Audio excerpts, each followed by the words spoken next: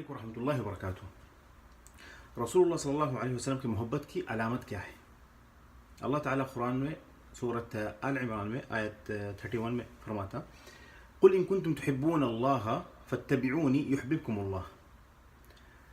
اگر یعنی اللہ تعالیٰ محمد رسول اللہ صلی اللہ علیہ وسلم سے یہ بولتے کہ بولو اگر تم اللہ کو چاہتے، اللہ سے محبت کرتے تو میری اتباع کرو، اللہ تم کو چاہیں گا اور تمہارے گناہ معاف کر دیں۔ اللہ علیہ وسلم کی اتباع یہ رسول اللہ علیہ وسلم کی محبت کی علامت ہے۔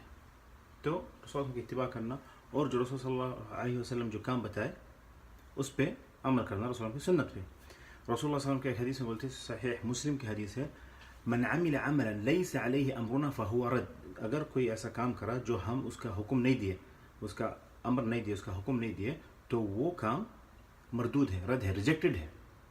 جو کام دین میں، دنیا کی بات نہیں ہو رہی ادھر، دین میں اگر کوئی ایسا کام کرے جو ہم اس کے بارے میں نہیں بولے تو وہ کام مردود ہے، ریجیکٹڈ ہے۔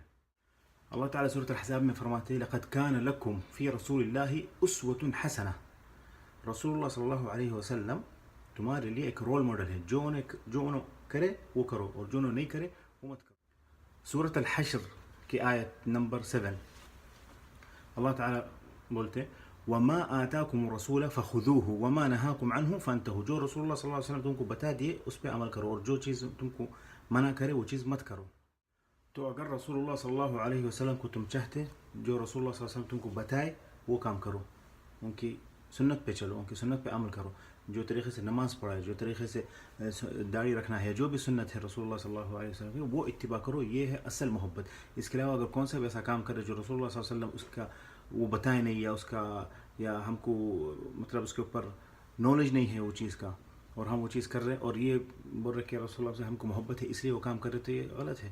تو آیت واضح ہے کہ اگر تم کو رسول محبت ہے تو اور اللہ کی محبت اگر تم چاہ رہے تو رسول اللہ صلی اللہ علیہ وسلم کی اتباع کرو۔ اللہ